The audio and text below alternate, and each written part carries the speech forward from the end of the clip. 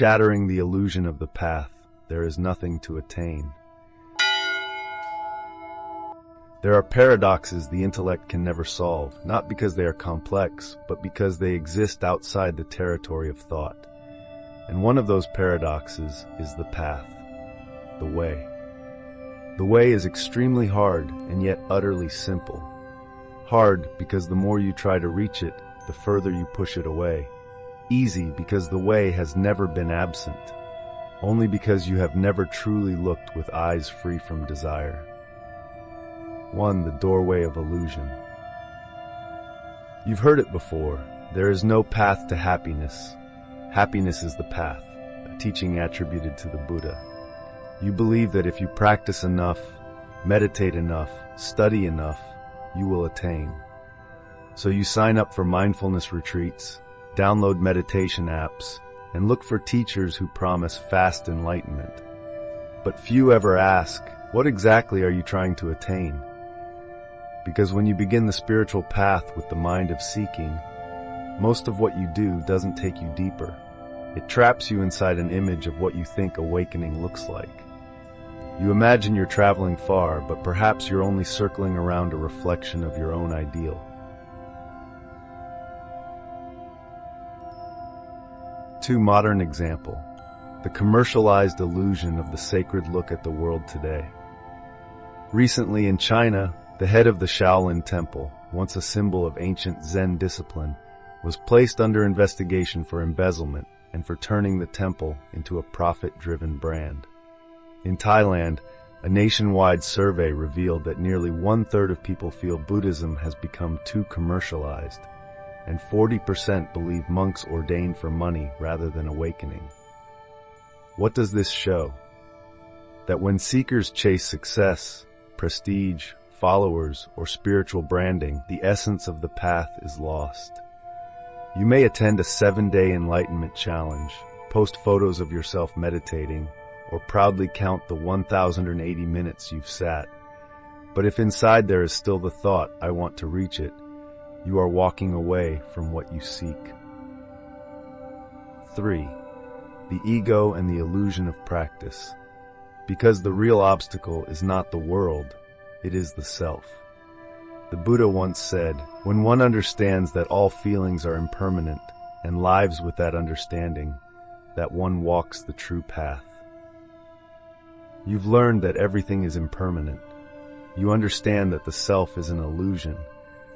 But if that understanding stays only as knowledge, if you have not lived impermanence, then that knowledge becomes another form of ignorance. The ego is subtle. It doesn't just whisper, I'm powerful. It can also say, I'm spiritual. I understand. I'm progressing. You start to compare. My meditation is deeper than his. My insight is higher than hers. And in doing so, you lose the way by clinging to too many ways. 4. The great shattering. Nothing to attain. So here we must break the grand illusion. The path is not something to be achieved. If you meditate, read sutras, or serve others in order to attain, you are still moving in circles. Because the way is not a destination up ahead. It is this moment if you dare to stop and see clearly. You may know 1,000 teachings, but unless you have truly sat with your own breath, touched silence once without grasping, you are still collecting knowledge, not living the Dharma. 5. The practice of breaking. How do you shatter illusion? 3 simple but profound movements. Recognize. Ask yourself, what am I trying to reach? Which image am I chasing? Enlightenment, peace, achievement. Stop. In meditation, or in the moment you stop scrolling, turn off your phone and simply notice a single breath. How long has it been since you just breathed without wanting anything from it? Live with awareness. When you notice ambition arising, don't suppress it, don't justify it. Simply know, here is desire, here is me reaching. And the moment you see it clearly, it begins to dissolve. In that clarity, the mind grows light because you no longer need to become someone. You are already living. 6. To the one listening perhaps watching this right now, may have joined many retreats, read countless books, listened to hours of Dharma talks. And yet, if you still feel something is missing, it might be because you are still seeking to gain instead of learning to be. So now, just stop. Don't open another meditation app. Don't set a new goal. Sit quietly. Close your eyes. Breathe. Is there anything left to reach? You breathe in, you breathe out. That is already the way. Part 2. Perceive. Seeing the mechanism of the ego, from crude to subtle. 1. The crude ego, the one everyone can see in today's world. You don't have to be a philosopher to see the ego ruling everything. Just open social media. Someone posts their meal. Someone shares a trip. Someone uploads a charity clip with the caption, "Spread kindness." Even goodness has become a personal brand. The crude ego is the ego that needs to be seen. Look how well I'm doing. Look how right I am. Look how different I am. It may appear arrogant, competitive, boastful, and it's easy to spot in others. But the real danger lies elsewhere, when the ego learns to hide. 2. The subtle ego, the one wearing a spiritual mask. The Buddha once said, "No one can harm you more than your own untamed mind." The outer ego is coarse, loud, but the subtle ego hides beneath virtue. It speaks softly, smiles humbly, bows politely, yet secretly wants to be admired for its humility. You can see it even inside spiritual circles. Remember the recent scandals, famous meditation teachers accused of exploiting disciples under the guise of spiritual testing. The shock wasn't only in the misconduct, but in the clever disguise of spiritual ego. When the ego puts on the robe of holiness, it no longer brags, "I'm special." It whispers, "I'm nothing." But deep inside, it still longs to be praised for being nothing. 3. How the ego operates. The ego is not a person.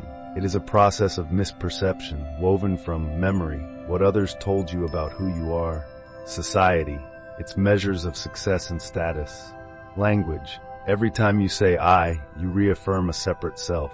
Each time you say I'm sad, I'm happy, I meditated well today, you unconsciously rebuild the I, and with it, suffering renews itself. The ego is like background software draining the battery of your mind. Invisible, but constantly consuming energy. 4. The subtle ego in the age of fake awakening. A new disease has emerged, spiritual ego. You meditate better than others, you speak of energy, you quote the law of attraction, and you say, "The universe is testing me." You believe you've awakened, yet you've only changed the costume of your ego. You no longer crave money, but now you crave purity. You no longer want to win over others, but you want to be more enlightened than others. And so the trap tightens, woven from the threads of your own practice.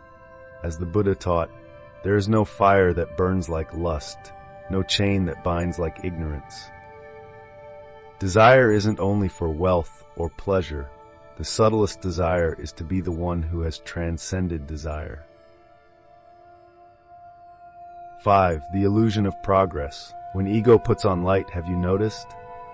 The moment you start understanding the Dharma, you feel wiser, more balanced. Then you see someone lose their temper, and a tiny thought arises. I see what they don't. That instant, you've fallen back into the trap. The ego has reincarnated in a higher form. It mutates like a virus, more refined, harder to detect. It speaks with gentleness, acts with decency, yet always wants to control. And that urge to control is the root of all suffering. 6. When clarity dawns, the ego vanishes like smoke. The Buddha never said destroy the self. He said simply, see it clearly. What is seen clearly melts on its own. The ego does not need to be defeated. It needs to be seen through. When awareness shines, darkness doesn't fight back. It dissolves. And in that moment of seeing, you begin to taste reality as it is. No one trying to meditate, no one trying to be better. Only life, simply living itself through you. Algorithms feed the ego. In the digital world, the ego has found its greatest ally, the algorithm. Social platforms are built to make you feel like the center of everything. They study your every click, every impulse, every emotion, and feed the need to be seen, to be right, to be loved. You believe you're awakening, but in truth you're being fed by the machine of ego. When you see this clearly, the urge to perform, to be validated, something shifts. You begin to step out of the game. Part 3. Merge, returning to living in the knowing, where there is no practitioner and no practice. 1. When the seeker disappears. There is a paradox. As long as you still think you are practicing, the way has not yet appeared, because where there is the one who practices, there is still the one who wants to achieve. Where there is a method, there is still a destination. And that imagined destination is the final illusion that must dissolve. The Buddha once said, "Whoever sees the Dharma sees the Tathagata." To see the Dharma is not to learn more, but to live one simple truth completely. And when you live it fully, the one who lives disappears. Only the knowing remains, luminous, effortless, without a knower. 2. When the practice becomes life. Have you ever watched a true farmer? He doesn't talk about the earth. He lives in it. He doesn't meditate on the soil. He touches it with mindfulness through his hands. Those who truly live with the Dharma are like that. They no longer divide life into practice and living. There's no time to meditate and another time to work. Every moment is practice. Every breath is meditation. A monk once asked the Buddha, "How many teachings must I master to reach enlightenment?" The Buddha replied, "If you truly see that feeling is impermanent and live with that seeing, you are already walking the right path." Anguttara Nikaya. To live one truth deeply is enough, because that seeing unfolds the whole path by itself. 3. When knowing returns to its natural place. At first you may need the intellect to recognize, but when knowing ripens, the intellect falls away. That knowing does not sit in your head, it lives in presence itself. You no longer need to remind yourself, "Be mindful," because mindfulness has become your nature. When you walk, you know walking, not through thought, but through silent awareness. Like light, it doesn't try to shine, it shines because its nature is brightness. And in that knowing, there is no one left to practice, no one to succeed, no one to fail, no technique to grasp, no method to abandon. Only life, radiant, effortless, whole. Living the way in the modern world. Someone might ask, in this noisy world, how can I live that way? You don't need to leave the world, only to leave clinging. You can still work, love, build, fall, but inside there is no one owning these things. Success no longer makes you proud. Failure no longer breaks you. Because you see, life is just water flowing through knowing. There are monks meditating in the forest, yet full of ego. And there are people sitting in crowded offices whose hearts are as still as dawn on a lake. It isn't the place that decides, but the quality of awareness within. 5. The story. The monk and the falling leaves. They say there was once a young monk who swept the temple yard every morning. He believed, "When the yard is clean, my mind will be pure." But each morning the wind blew and leaves fell again. He grew tired, and one day he stopped, sat down, and simply watched the leaves fall. In that quiet seeing, he suddenly understood, the yard doesn't need to be clean. I just need to stop clinging to cleanliness. He kept sweeping, but no longer wanted the yard to be clean. And at that moment, he was clean. 6. When the teaching melts, the way reveals itself. There is a depth that many seekers fear, the place where there is no teaching left to hold on to. Because the teaching has always been the anchor, and when the anchor disappears, you think you're falling. But in truth, you are being returned to yourself. There is no longer meditation to achieve calm, no chanting to gain wisdom, no practice to attain peace. Peace is no longer a goal. It is the ground that has always been there. Like still water, you don't have to make it clear.